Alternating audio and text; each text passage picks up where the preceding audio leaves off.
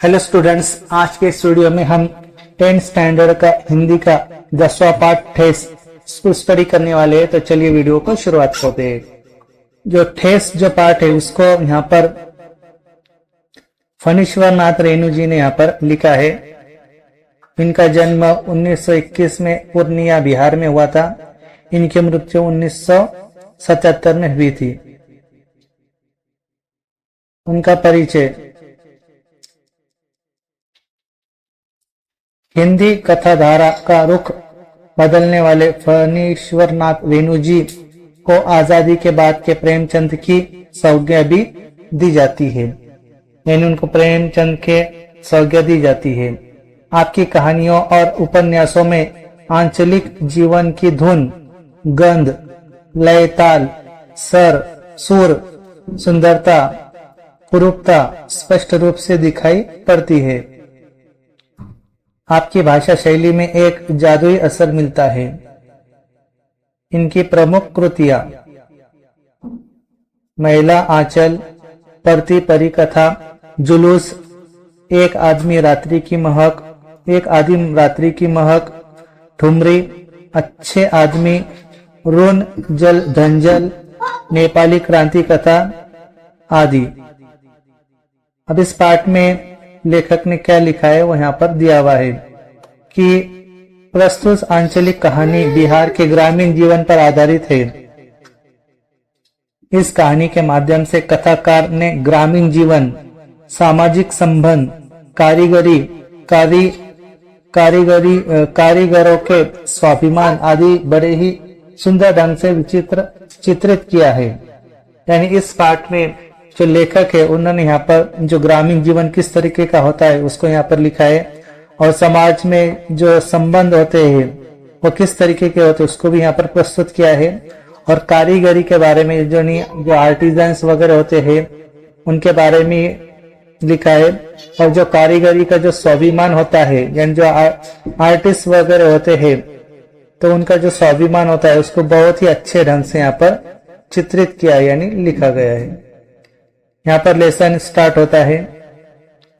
तो लेखक क्या कहते हैं यहाँ पर शुरू में, खेती बाड़ी के समय गांव के किसान सिरचन की गिनती नहीं करते। अब ये जो पाठ है वो किसके बारे में? सिरचन एक व्यक्ति है और सिरचन एक कारीगर है। और वो क्या करता है वहां पर, जो चटाई वगैरह होते हैं या फिर पर्दे वगैरह होते हैं, तो चटाई और पर्दे बनाने का काम वो करता है।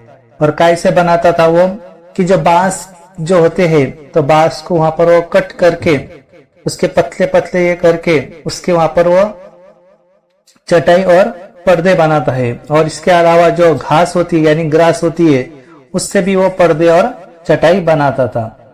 तो फिर खेती बाड़ी के समय यानी जब खेत में काम वगैरह शुरू होता है तो उस वक्त जो किसान है वो सिंचन की गिनती नहीं करते, यानी सिंचन को वहां पर काम को बुलाने के लिए वहां पर नहीं सोचते थे।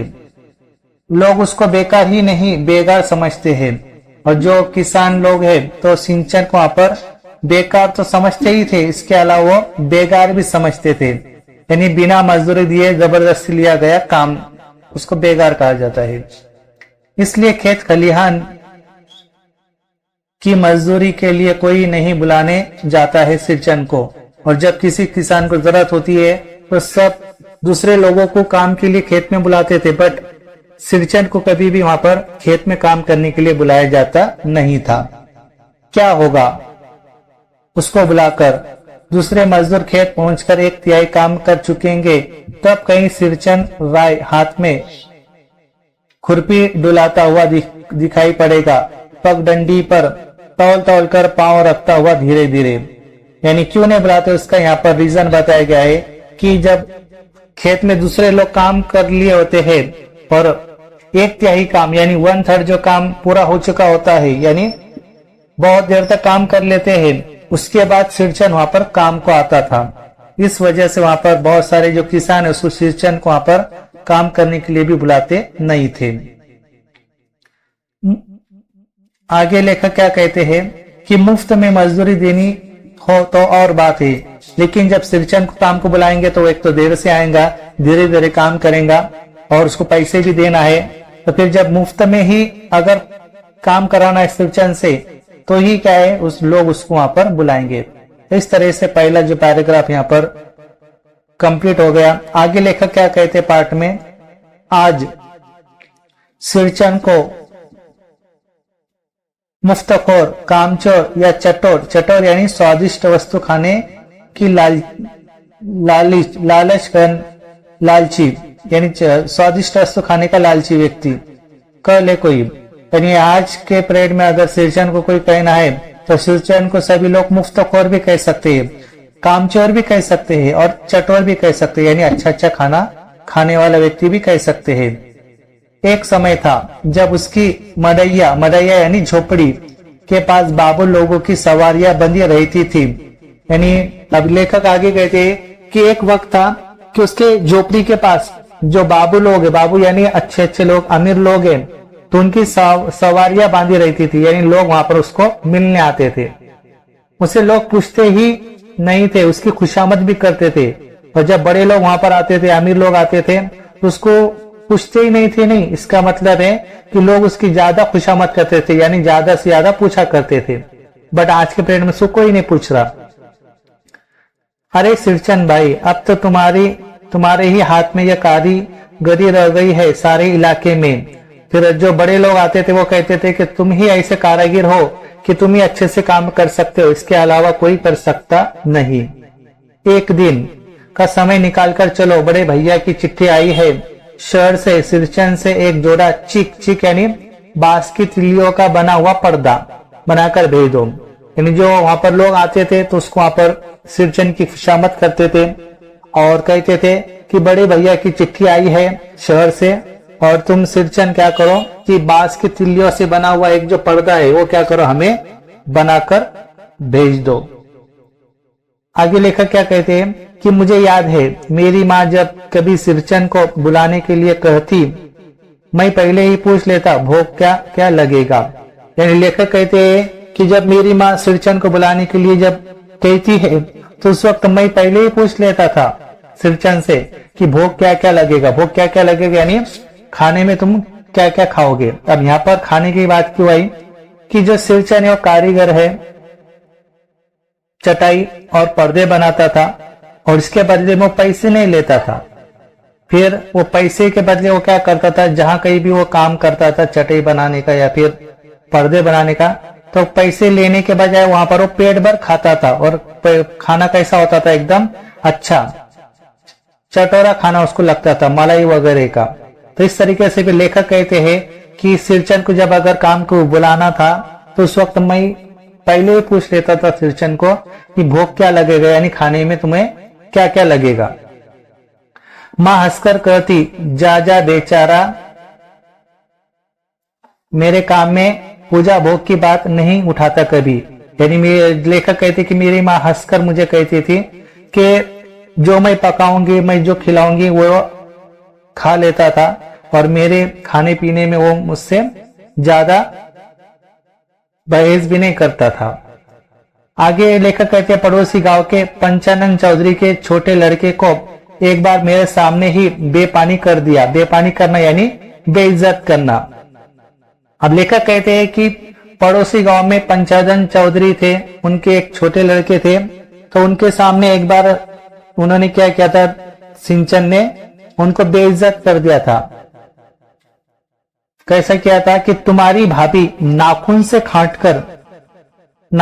खांटकर यानी थोड़ा सा, यानी इस तरह से बेइज्जत किया था कि जो तुम्हारी भाभी है वो थोड़ा सा तरकारी परोसती है, यानी खाने को कम देती है, और इमली का रस डालकर कढ़ी तो हम मामूली लोगों की घरवालियां बनाती है, लेकिन जब कढ़ी बनाना है तो उसमें क्या डालती थी, इमली का रस डालती थी। तो इस तरीके से क्या किया था, सिरचंद ने वहां पर पड़ोस गांव में बेइज्जती की थी। आगे लेखक कहते हैं कि तुम्हारी भाभी ने कहा है बनाना सीखी है, इसलिए सिरचंद को बुलाने के पहले मैं माँ से पूछ लेता। फिर इसलिए आगे लेखक कहते हैं कि सिरचंद कभी बेइज्जती भी कर देता है, तो फिर उसको बुलाने के लिए मैं क्या करता हूँ, माँ से पहले पूछ लेता हूँ कि सिरचंद को बुलाना है या फिर नहीं बुलाना है। तो उस वक्त सिरचन को देखते ही माँ हुलसकर कहती, आओ सिरचन, आज नीनू मत रही थी तो तुम्हारी याद आई। यानी उसी वक्त क्या होता है कि सिरचन सामने नजर आता है उनके घर पर लेखक के आते वक्त, और ये देखकर लेखक की माँ क्या है वहां पर हुसल कर कहती, यानी खुश होकर कहती कि आओ सिरचन, आज नेनू मत रही थी, यानी मलाई वगैरह में निकाल रही थी। घी की खकोरन के साथ चूड़ा तुमको बहुत पसंद है ना, और बड़ी बेटी ने ससुराल से संवाद भेजा है, उसकी ननन रूठी हुई है मोती की शीतल पार्टी के लिए। और आगे लेखक की माँ कहती है कि तुम्हें घी की खकोरन के साथ चूड़ा तुमको बहुत पसंद है। चूड़ा यानी क्या कि जो बासी रोटी वगैरह होती है, कड़क रोटी वगैरह होती है, तो उसको घी में मिलाकर वहां पर खाया जाता है। तो ये किसको पसंद था? सिरचन को पसंद था, ऐसा लेखक की माँ कह रही है। और आगे लेखक की माँ कहती है कि बेटी ने ससुराल से संवाद भेजा है कि उसकी ननन, यानी जो लेखक की माँ है, लेखक की माँ की बेटी की ननन जो है वो रूठी हुई है। क्यों रूठी हुई है? कि मोती की शीतल पाती के लिए, यानी जो घास वगैरह होता है, घास की उनको क्या करना है, पर्दा बनाना है। तो इसके लिए वो क्या है, वो रूठी हुई है, यानी वो चाहती है कि मुझे क्या चाहिए, घास का पर्दा बना हुआ चाहिए। आगे लेखक कहते हैं, सिरचन अपनी पनियाई जीभ को संभाल कर हंसता, घी की सौंधी सुगंध सूंघ कर ही आ रहा हूं काकी।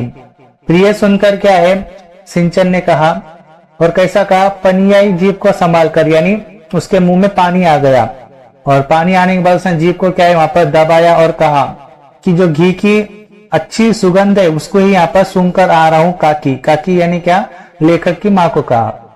नहीं तो इस शादी ब्याह के मौसम में दम मारने की भी छुट्टी कहाँ मिलती है। यानी अभी शादी ब्याह का वक्त चालू है और इसमें बहुत सारा काम मुझे होता है, और बहुत सारा काम होने की वजह से मैं यहाँ पर नहीं आ पाता, लेकिन घी की खुशबू आ रही थी इसलिए मैं यहाँ पर चला आया। आगे लेखक कहते हैं, सिरचन जाति का कारीगर है, यानी वो जाति का कारीगर है, यानी क्या उसके पिताजी, उसके दादाजी सभी क्या है वहां पर इसी तरीके की कारीगरी करते थे, इसलिए जाति का वो क्या था, कारीगर था। मैंने घंटों बैठकर उसके काम करने के ढंग को देखा है। यानी लेखक कहते हैं कि मैं सामने बैठता था और वो सिंचन कितने ईमानदारी से काम करता था, ऐसा मैंने घंटों तक देखा। एक एक मोती और पटेर को हाथ में लेकर बड़े जतन से उसकी कुच्ची बनाता, यानी घास के अलग अलग जो घास थी उसको क्या करता था, अच्छे से मिक्स करके उसको क्या बनाता था, कुच्ची बनाता, यानी बांधता था। यानी घास को अलग अलग तरीके के जो घास वगैरह होते थे उसको एक में मिक्स करके वह अच्छे से कुच्ची बनाता था, यानी उसको बांधता था। फिर कुच्चियों को रंगने से लेकर सुतली सुलझाने में पूरा दिन समाप्त। यानी फिर जब घास के अच्छे से वहां पर पर्दा बन जाए या फिर अच्छे से उसको चटाई बन जाए तो वो सुतली से सुलझाने में वो दिन समाप्त करता था, यानी अच्छे से सुतली से उसको बांध भी था, और इसके अलावा वो कलर भी देता था उसको, और कलर देने से क्या है, पर्दा होगा या फिर चटाई होंगी वो अच्छी दिखती थी। आगे लेकर कहते हैं, काम करते समय उसकी तन्मयता में जरा भी बाधा पड़ी कि गेहूं अन सांप की तरह फुफकार उठता। फिर किसी दूसरे से करवा लीजिए काम, सिरचन मुंह जोर है, कामचोर नहीं। यानी लेखक कहते हैं कि सिरचन जब काम करता था, अगर उसको वहां पर किसी ने डिस्टर्ब किया तो उस वक्त उसको बहुत सारा गुस्सा आता था, फुफकार उठता था, और कैसा उठता था, गेहूं सांप की तरह, यानी जैसे सांप कैसा वहां पर फनी वगैरह निकालता है उसी तरह से वो फुफकार उठता था, यानी गुस्सा आता था, और डायरेक्टली वो कहता था कि तुम क्या करो, ये जो काम है वो दूसरे से करवा लो, मैं ये काम नहीं करता हूँ। क्यों नहीं करता हूँ? कि मैं ईमानदारी से काम करता हूँ और मैं कामचोर नहीं हूं। आगे लेखक कहते हैं, बिना मजदूरी के पेट भर भात पर काम करने वाला कारीगर, यानी जो सिंचन है कभी भी वो पैसे नहीं लेता था, काम तो करता था लेकिन सिर्फ पेट भर खाने के लिए। दूध में कोई मिठाई न मिले तो कोई बात नहीं, किंतु बात में जरा भी झाला वो नहीं बर्दाश्त कर सकता था। यानी आगे कहते हैं लेखक कि अगर दूध में मिठाई नहीं मिले तो भी चलेगा उसको, लेकिन वो किसी भी बात के लिए, यानी कोई उसको अगर बुरा कहेंगे तो उसके लिए क्या है वो बर्दाश्त नहीं कर सकता था। सिरचन को लोग चटोर भी समझते हैं। तली बगाई हुई तरकारी, दही की कड़ी, मलाई वाला दूध, इन सब का प्रबंध पहले कर लो, तब सिरचन को बुलाओ, दुम हिलाता हुआ हाजिर हो जाएगा। लेकिन लोग ऐसे समझते थे कि अच्छा खाना जब बनाया जाएगा, दही कड़ी होंगी, मलाई वाला दूध होगा, ये सारा जब तैयार हो जाएगा और फिर सिरचन को काम करने बुलाएंगे तो उसी वक्त क्या हो जाएगा, सिरचन हाजिर हो जाएगा। काय के लिए? काम करने के लिए। खाने पीने में चिकनाई की कमी हुई कि शाम की सारी चिकनाई खत्म। अगर खाने में उसका पसंदीदा कोई चीज नहीं होंगी तो फिर वो अच्छे से काम करता नहीं था। काम अधूरा रखकर उठ खड़ा होगा। आज तो अब अदक पाली दर से माथा टनटना रहा, और जब अच्छा खाना अगर नहीं होगा तो फिर वो क्या है, आधा काम छोड़कर वहां पर खड़ा हो जाता और कहता है कि अब मेरा माथा टनटना रहा है, यानी मेरा सर दुख रहा है। और कैसा दुख रहा है? अदक पाली, यानी आधा सर दुख रहा है। थोड़ा सा रह गया है, किसी दिन आकर पूरा कर दूंगा, किसी दिन माने कभी नहीं। फिर वो आगे कहता है कि जो बचा हुआ काम है वो किसी दिन आकर कर दूंगा, अभी तो मैं नहीं करता हूँ क्योंकि मेरा सर दुख रहा है। और किसी दिन यानी कभी नहीं, यानी फिर वो दोबारा उस घर में काम करने के लिए आता नहीं, यानी काम अधूरा छोड़कर वहां से चला जाता है। और कब चला जाता है? कि जब उसके पसंदीदा खाना पीना वहां पर नहीं रहेगा। आगे लेखक कहते हैं कि मोथी घास और पटेर की रंगीन शीतल पाटी, बांस की तिलियों की झिलमिलाती चीख, सतरंगे डोर के मोढ़े, भुनी चुन्नी रखे के लिए मूंज की रस्सी के बड़े बड़े जावे, हलवाओं के लिए ताल के सूखे पत्तों की छतरी टोपी तथा इसी तरह के बहुत सारे काम हैं जिन्हें सिरचन के सिवा गांव में कोई नहीं जानता। यानी अलग अलग घास वगैरह हो गए, इसके अलावा और बड़े बड़े रस्सी को जाले बनाना है, उसको सूखे पत्ते की टोपी छतरी बनाना है। तो ये सारे काम सिर्फ गांव में एक ही व्यक्ति करता था और वो था सिरचन। आगे लेकर कहते हैं, यह दूसरी बात है कि अब गांव में ऐसे कामों को बेकाम का काम समझते हैं लोग। बेकाम का काम जिसकी मजदूरी में अनाज या पैसे देने की कोई जरूरत नहीं, पेट भर खिला दो, काम पूरा होने पर एक आध पुराना धुराना कपड़ा देकर विदा करो, वो कुछ भी नहीं बोलेगा। यानी गांव में लोग ऐसे समझते थे कि इस तरीके के सारे जब काम कर लेंगे कारीगर से तो उसको सिर्फ क्या करना है, पेट भर के खाना खिला देना है, उसको पैसे देने की जरूरत भी नहीं है। और एक आधा पुराना कपड़ा अगर होगा तो जाते वक्त उसको वो पुराना कपड़ा दे देंगे और ये देकर वो कारीगर कुछ भी नहीं कहेगा। ऐसा लोग वहां पर समझते थे। कुछ भी नहीं बोलेगा, इसी बात नहीं, सिरचन को बुलाने वाले जानते हैं सिरचन बात करने में भी कारगर है। यानी कुछ भी नहीं बोलेगा ऐसी बात नहीं है, यानी बात करने में भी क्या सिंचन बहुत कारगर है, यानी एक्टिव है। महाजन टोले के भज्जू महाजन की बेटी सिरचन की बात सुनकर तिलमिला उठी थी। ठहरो, मैं मां से जाकर कहती हूँ इतनी बड़ी बात। फिर आगे क्या हुआ कि जो महाजन टोले के भज्जू महाजन है, उनकी जो बेटी है, सिरचन की बात सुनकर तिलमिला उठी थी, यानी उसको गुस्सा आया था। गुस्सा आने के बाद वो कहती है कि जो तुम्हारी बात है वो मैं किसको कहती हूँ, माँ को जाकर कहती हूँ। बड़ी बात ही है बिटिया, बड़े लोगों की इस बात ही बड़ी होती है, नहीं तो 2-3 पटेर की पार्टियों का काम सिर्फ खेसारी का सत्तू यानी भुनी हुई दाल का आटा खिलाकर कोई करवाए भला। यानी फिर जब एक दिन महाजन टोले भट्टू महाजन की बेटी के घर पे वहां पर जब जाते हैं तो उस वक्त खाने के लिए उसको सिंचन को क्या होता है, खेसारी का सत्तू यानी भुनी हुई दाल का आटा। और ये खाना जब होता है तो उस वक्त फिर वो क्या कहता है वहां पर कि खाना तो कुछ अच्छा नहीं है, चटोरा खाना नहीं है, एकदम सादा खाना है। और सादे खाने में क्या होगा, सादा ही तुम्हें क्या है काम करने को वहां पर मिलेगा, ऐसा वहां पर सिंचन कहता है।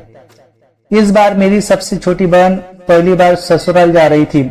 मानू के दूल्हे ने पहले ही बड़ी भाभी को लिख कर चेतावनी दे दी है। मानू के साथ मिठाई की पतीली न आए, कोई बात नहीं, 3 जोड़ी फैशनेबल चीक और पटेर की 2 शीत पेटियों के बिना आएगी तो मानू तो भाभी ने हंसकर कहा बैरंग वापस। बैरंग यानी तुरंत। फिर आगे क्या कहा कि जो मानू वगैरह तो उसके साथ उसकी जो भाभी है तो उसने वहां पर कहा था, क्या कहा था कि मुझे क्या चाहिए, 3 जोड़ी फैशनेबल चीक और पटेर की 2 शीतल पेटियां चाहिए। यानी 3 फैशनेबल चीक यानी क्या कि अच्छे तरीके से जो बनी हुई चटाइयां है और पर्दे वगैरह वो मुझे क्या है चाहिए, और कैसे चाहिए, फैशनेबल यानी रंग बिरंगी चाहिए। आगे क्या कहते हैं लेखक, 1 सप्ताह पहले से ही सिरचन को बुलाकर काम पर तैनात करवा दिया था। फिर जब फैशनेबल चाहिए थे तो इसलिए वहां पर 1 सप्ताह पहले ही सिरचन को वहां पर तैनात कर दिया था काम करने के लिए, तैनात यानी नियुक्त कर दिया था। माँ ने देखो सिरचन इस बार नई धोती दूंगी, असली मोहर छाप वाली धोती, मन लगाकर ऐसा काम करो कि देखने वाले देखते रह जाए। तो लेखक की माँ कहती है कि सिरचन जब काम पूरा हो जाएगा तो मैं क्या करूंगी, नई धोती तुमको दूंगी, और इसके अलावा मोहर छाप वाली धोती है, वो असली मोहर छाप वाली धोती है, और अगर तुम अच्छा काम करोगे तो ये तुमको इनाम में मिलेगा। पान जैसी पतली छुरी से बांस की तीलियां और कमानियों को चिकनाता हुआ सिरचन अपने काम में लग गया। और ये सुनते ही वो क्या करने लगा वहां पर कि जो चटाई वगैरह पर्दे वगैरह फैशनेबल उसको वहां पर बनाने लगा। रंगीन सुतलियों में झब्बे डालकर वो चीक बुनने बैठा। 1.5 हाथ की बिनाई देखकर ही लोग समझ गए कि इस बार एकदम नए फैशन की चीज बन रही है। और जब सिंचन ने 1.5 फीट का ही वहां पर पर्दा वगैरह बनाना शुरू किया तो उस वक्त लोग देखकर ही वहां पर चौंक गए, और उनको ऐसे लगने लगा कि अब इस बार जो चीज बनाई जा रही है वो क्या है, एकदम नए फैशन की बनाई जा रही है। मंजली भाभी से नहीं रहा गया, पर्दे की आड़ से बोली, पहले ऐसा जानती कि मोहर छाप वाली धोती देने से अच्छी चीज बनती है तो भैया को खबर भेज देती। यानी मंजली भाभी जो थी लेखक की, वो कहती है कि अगर सिंचन को अगर अच्छी धोती वगैरह दी जाएंगी तो अच्छा काम करेगा, अच्छे डिजाइन के ऊपर पर्दे बनाएगा, चटाई बनाएगा, तो पहले ही क्या है मैं भैया को खबर भेज देती है। और भैया ने भी क्या किया होता वहां पर इस तरह की धोती वगैरह सिंचन को दिया होता ताकि काम उसका अच्छा होने पाए। आगे लेखक कहते कि काम में व्यस्त सिंचन के कानों में बात पड़ गई।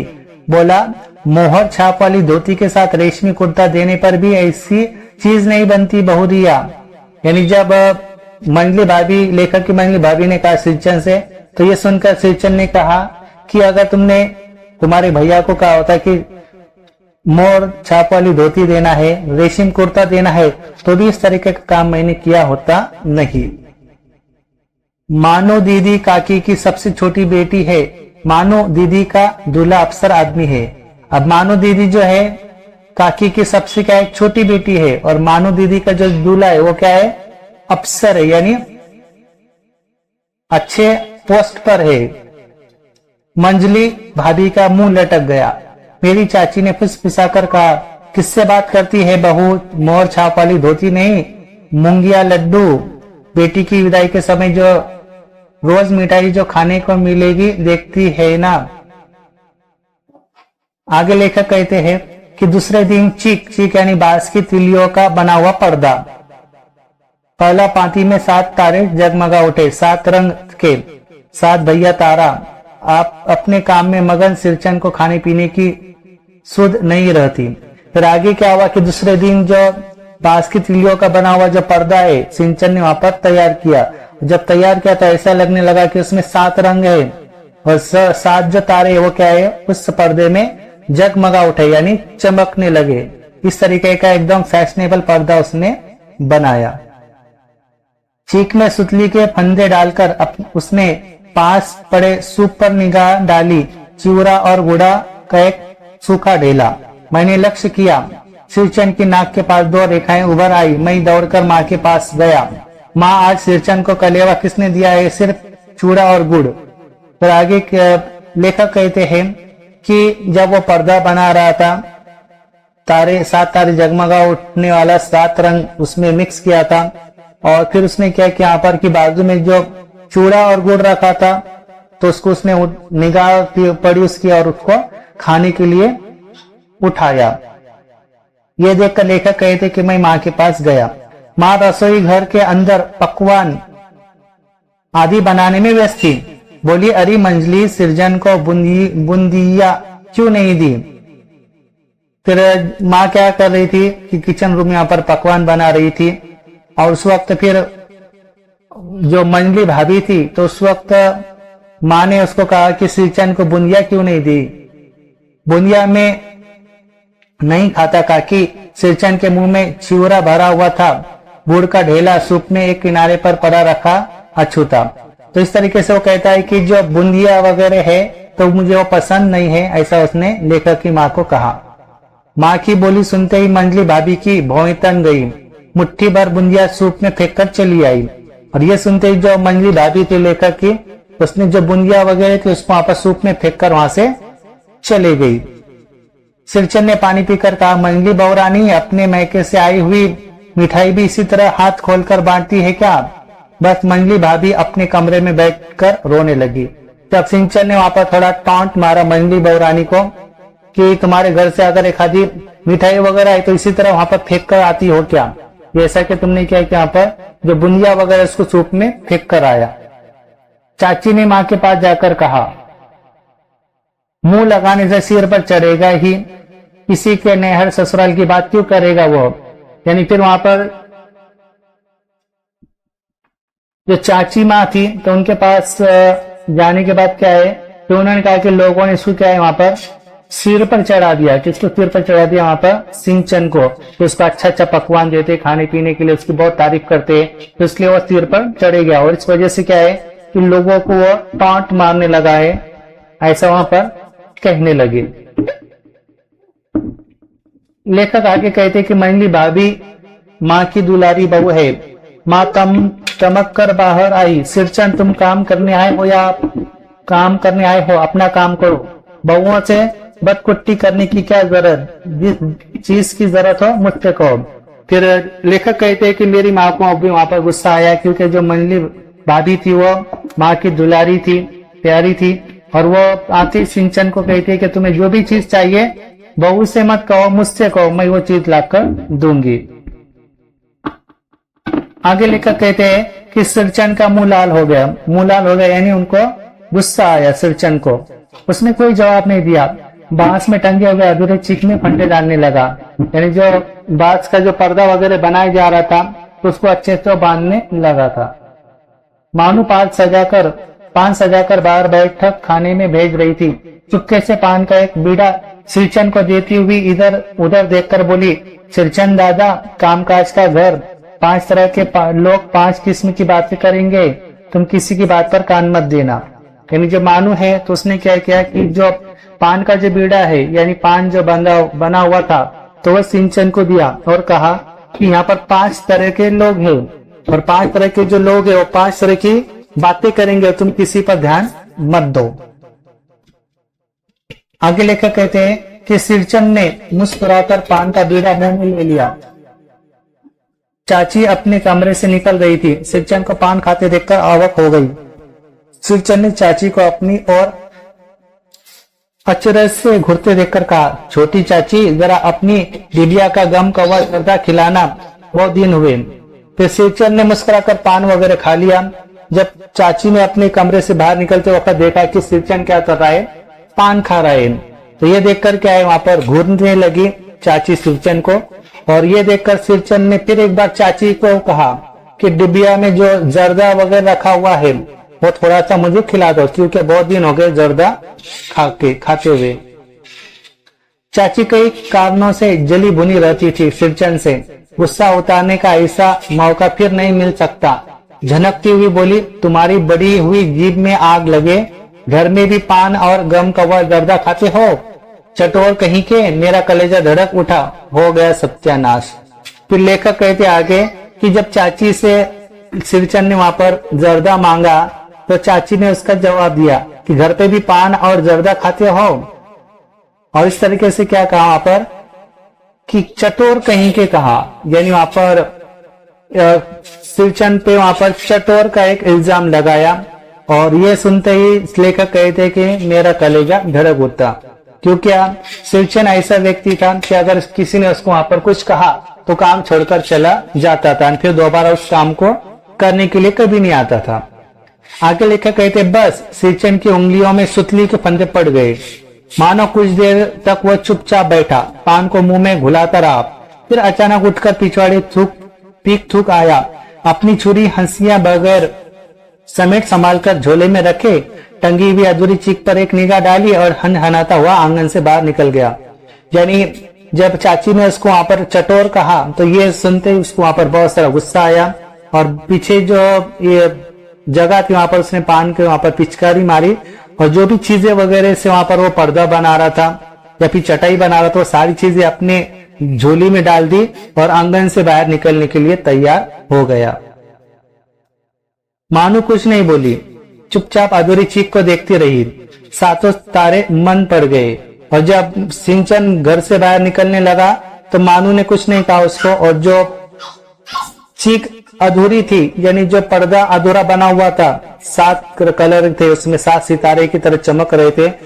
ऐसा लग रहा था कि वो सभी तारे क्या हो गए यहाँ पर मन पड़ गए, यानी जो फैशन वगैरह थी वो क्या हो गई यहाँ पर सभी खराब हो गई, गायब हो गई। आगे लिखे कहते माँ बोली जाने दे बेटी, जी छोटा मत कर मानू, मेले से खरीद कर भेज दूंगी। उस वक्त माँ कहती है कि जाने दो बेटी, कि जो पर्दा वगैरह था वो क्या करूंगी, मैं मेले से खरीद कर तुमको दे दूंगी। मैं इस सिरचन को मनाने गया, देखा एक फटी हुई शीतल पाटी पर लेटकर वो कुछ सोच रहा था। मुझे देखते ही बोला बबुआ जी अब नहीं, कान पकड़ता हूँ अब नहीं। यानी लेखक सिंचन को मनाने उसके घर गए थे और ये जब सिंचन ने लेखक को घर पे आते हुए देखा और कहता है कि अब मैं यहाँ से कान पकड़ता हूँ और तुम्हारे घर पर किसी भी तरीके का अब मैं यहाँ पर काम करने वाला नहीं, क्योंकि तुम्हारी जो चाची है उसने क्या किया, यहाँ पर मेरी बेइज्जती कर दी। मोहर छाप वाली धोती लेकर क्या करूंगा, कौन पहनेगा। फिर आगे कहता है सिंचन कि तुम्हारी जो माँ है वो मुझे मोहर छाप वाली धोती देने वाली थी, अब उसका मैं क्या करूंगा और कौन पहनेगा। ससुरी खुद मरी, बेटी बेटियों को ले गई अपने साथ। बबुआ जी मेरी घरवाली जिंदा रहती तो मैं ऐसी दुर्दशा भोगता। यानी सिंचन कहता है कि ससुरी खुद मरी, बेटी बेटियों को ले गई अपने साथ। बबुआ जो मेरी घरवाली जिंदा रहती तो मैं मेरी दुर्दशा भोगता। यानी उसकी जो घरवाली है वो उसकी जिंदा नहीं थी और उसके पास कोई भी नहीं था और वो सिंचन अकेला था, इसलिए उसको बहुत सारा वहां पर दुर्दशा होती थी। ये शीतल पाटी उसी की बुनी हुई है, इस शीतल पाटी को छूकर कहता हूं अब यह काम नहीं करूंगा। यानी लेखक के घर पे आप वो काम नहीं करेंगे, ऐसा वो कसम खाता है। गांव भर में तुम्हारी हवेली में मेरी कदर होती थी, अब क्या। मैं चुपचाप वापस लौट आया, समझ गया कलाकार के दिल में ठेस लगी है, वो नहीं आ सकता। यानी जो सिंचन है वो कहता है कि मेरे दिल को ठेस पहुंची, यानी मुझे दिल को दुख हुआ है और इस वजह से मैं आप तुम्हारे घर पर कभी नहीं आऊंगा। इसके पहले सिर्फ तुम्हारे हवेली में मेरी क्या होती थी, कदर होती थी। बड़ी भाभी अधूरी चीख में रंगीन चीट का झालर लगाने लगी। यह भी बेजा नहीं दिखलाई पड़ता, क्यों मानूं। फिर जो लेखक की बड़ी भाभी थी वो क्या करने लगी, जो चीख था यानी जो पर्दा वगैरह था उसमें रंगीन जो झालर है उसको क्या करने लगी, वहां पर लगाने लगी। और वो कहती कि अब ये अच्छे जो पर्दा है वो अच्छा दिखने लगा है। मानू कुछ नहीं बोली बेचारी, किंतु मैं चुप नहीं रह सका। चाची और मंडली भाभी की नजर न लग जाए इसमें भी मानू को ससुराल पहुंचाने में ही जा रहा था। तो लेखक कहते हैं कि अब जो मानू है उसको मैं यहाँ पर ससुराल पहुंचाने लिए जा रहा था। स्टेशन पर सामान मिलाते समय देखा मानू बड़े जतन से अधूरी चीख को मोड़कर लिए जा रही है अपने साथ। और लेखक कहते हैं कि जो मानू है वो उसके ससुराल में जा रही थी और साथ में क्या था कि जो अधूरा पर्दा वगैरह बना हुआ था जो 7 तारे के जैसा लग रहा था, बस अधूरा पर्दा लेकर वो साथ में जा रही थी। मन ही मन सिरचन पर गुस्सा हो आया। चाची के सुर में सुर मिलाकर कोसने की जो हुआ कामचोर चटोर। फिर लेखक कहते कि मन में मन ही मुझे क्या है, सिरचन पे गुस्सा आया है और जो चाची ने क्या है वहां पर कोसा है, चटोर कहा है, इससे भी क्या है चाची के बारे में मुझे गुस्सा आया है। गाड़ी आई, सामान चढ़ाकर मैं दरवाजा बंद कर रहा था कि प्लेटफॉर्म पर दौड़ते हुए सिरचन पर नजर पड़ी। बबुआ जी, उसने दरवाजे के पास आकर पुकारा। यानी जब गाड़ी आई थी ट्रेन में, जब दरवाजा बंद कर दिया था, लेखक कहते हैं कि उसी वक्त जो सिरचन है वो दौड़ता हुआ उसको नजर आया। क्या है? मैंने खिड़की से गर्दन निकालकर झिड़की के स्वर में कहा। सिरचन ने पीठ पर लदे हुए बोझ को उतारकर मेरी ओर देखा। दौड़ता आया हूँ, दरवाजा खोलिए। मानो दीदी कहाँ है, एक बार देखूं। फिर सिरचन जब दौड़ता हुआ आया लेखक के पास, फिर वो खिड़की जब खोली तो पूछता कि अब क्या बात है, क्यों तुम यहाँ पर आए हो? और सिरचन के पीठ पर क्या हुआ था? एक बोझ लदा हुआ था। अब उसमें क्या था? मैंने दरवाजा खोल दिया। सिरचन दादा, मानो इतना ही बोल सकी। खिड़की के पास खड़े होकर सिरचन ने हकलाते हुए कहा, यह मेरी ओर से है, जब चीजें हैं, सब चीजें हैं दीदी। शीतल पाटी, चीक और एक जोड़ी आसनी कुछ की गाड़ी चल पड़ी। और सिरचन ने क्या किया था कि बहुत सारे जो घास की बनी हुई चटाई थी, पर्दा वगैरह था, ये सब चीजें अच्छे से बनी हुई थी, रंग बिरंगी थी, फैशनेबल थी। और सारी चीजें क्या की उसने मानो को दे दी और कहा कि ये सारी चीजें मेरे तरफ से दीदी आपके लिए। और ये देते ही वहां से गाड़ी चल पड़ी, यानी ट्रेन चल पड़ी। मानो मोहर छाप वाली धोती का दाम निकालकर देने लगी। सिरचन ने जीप को दांत से काटकर दोनों हाथ जोड़ दिए। फिर जब मानू ने ये देखा कि सारी चीजें उसको मिल गई, जितनी चीजें चाहिए थी, तो उसने जो धोती की जो दाम होती है तो वो पैसे निकालकर सिरचन को देने के लिए निकाले। और ये देखकर सिरचन ने क्या किया, यहाँ पर अपने जीभ को दांत से काटा, यानी जबान को यहाँ पर दबाया और दोनों हाथ जोड़ने लगा। मानू फूट फूट कर रो रही थी। मैं बंडल को खोलकर देखने लगा। ऐसी कारीगिरी, ऐसी बारीकी, रंगीन सुतलियों के फंदों का ऐसा काम पहली बार देख रहा था। और आखिर में लेखक कहते हैं कि जो सिंचन ने आखिर में पीठ पर लाद कर जो पर्दे लाए थे और चटाई वगैरह लाई थी, तो ऐसा कारीगिरी थी, ऐसी बारीकी उसमें थी, ऐसी रंगीन सुतलिया के फंदे ऐसे लगे हुए थे कि ऐसी जो पर्दे, ऐसी जो चटाई लेखक कहते कि मैंने पहली बार देखे थे। इतने फैशनेबल खूबसूरत वहां पर बनाकर सिरचन ने लाकर दिया था। तो इस तरीके से यहाँ पर ये जो पाठ है वो खत्म हुआ और बहुत ही प्यारा जो पाठ था उसको लेखक ने यहाँ पर प्रस्तुत किया है। और ये एक रियल जो घटना है उनकी लाइफ की लेखक के, वो इसको वहां पर पाठ में उन्होंने लिखा है।